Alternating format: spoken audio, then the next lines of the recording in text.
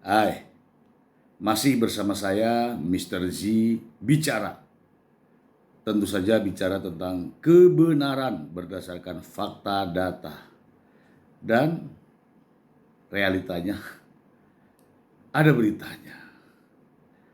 Kali ini kita ke Korea Selatan. Sesama para PMI, sama-sama warga negara Indonesia. Berkelahi dan ada yang meninggal dunia. Ya, ini keprihatinan kita semua ya.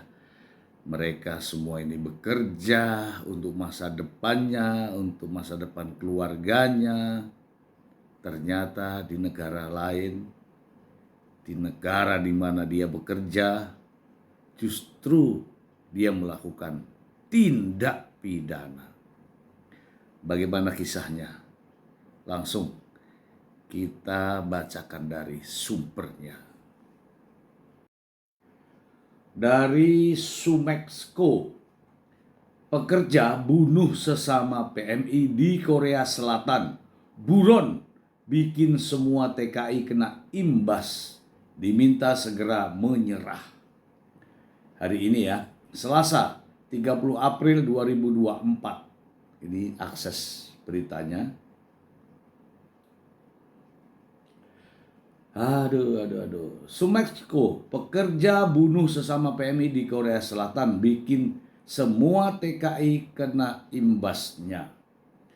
Masda di akun TikToknya menghimbau PMI yang masih buron usai membunuh menyerah saja. Polisi Korea Selatan sedang gencar mencari di pemukiman PMI dan ini sangat meresahkan katanya. Kasus pembunuhan di Korea Selatan bukan hal sepele.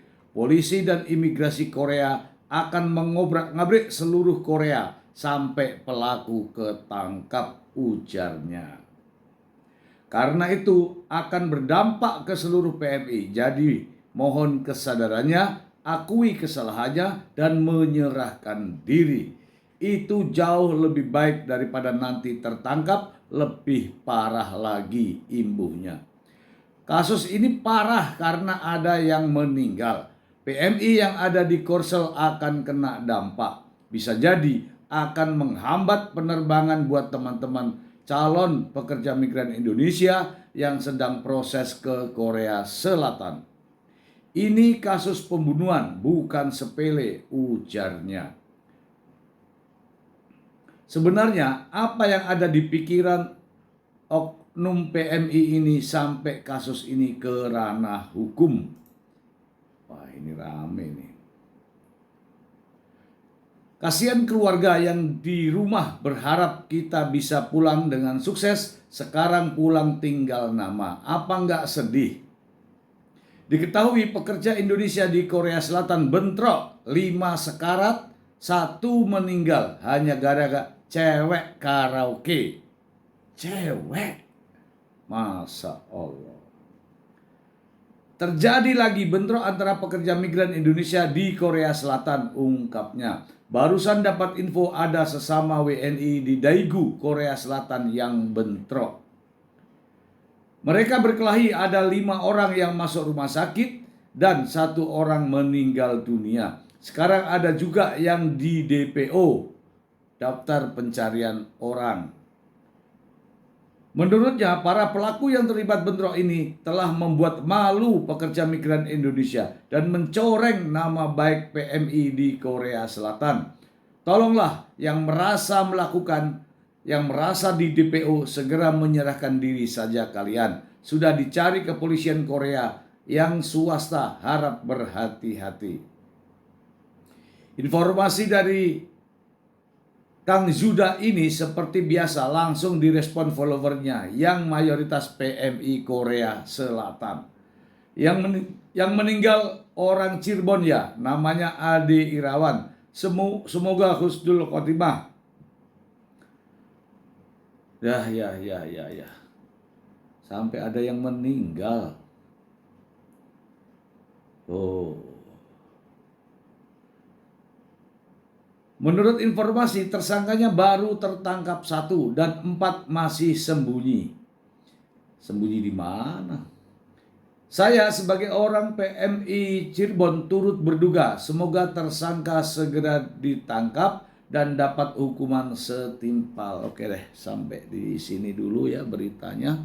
Kita bahas. Jadi teman-teman, Anda semua para PMI bekerja di luar negeri itu untuk masa depan keluarga. Untuk kesejahteraan di rumah dinantikan kesuksesannya. Bukan menjadi persoalan baru. Ini kalau kasusnya kasus pembunuhan, ini masalah besar. Ya, di Indonesia kalau pengeroyokan sampai meninggal dunia ancamannya adalah seumur hidup. Apalagi ini di Korea Selatan. Ya. Begini teman-teman. Bekerjalah dengan baik ya. Jangan mudah tersulut emosi ya. Apalagi sesama warga negara Indonesia. Sulit, mau membantu pun sulit. Ketika Anda berkelahi, kemudian salah satunya meninggal dunia. Kalau di Indonesia itu pengeroyokan ya, namanya pengeroyokan. Kalau pengeroyokan sampai meninggal dunia atau pembunuhan dan sebagainya itu ancamannya tuh cukup tinggi di Indonesia. Mungkin juga di Korea Selatan. Ya. Saya berharap ini imbasnya nanti ini pasti akan kepada warga-warga negara Indonesia yang lain. Kenapa? Karena yang bersangkutan 4 orang ini belum menyerahkan diri. Ketika dia sudah menyerahkan diri, mungkin tidak perlu lagi diterbitkan DPO dan sebagainya. Masalahnya sekarang 4 orang ini sembunyi. Nah ini masalahnya, kalau ketangkap ini repot. Kenapa? Berbeda perlakuannya orang yang menyerahkan diri dengan orang yang ketangkap. Kalau menyerahkan diri mungkin kita bisa memahami ya. Tetapi ketika dilakukan penangkapan itu persoalan lain.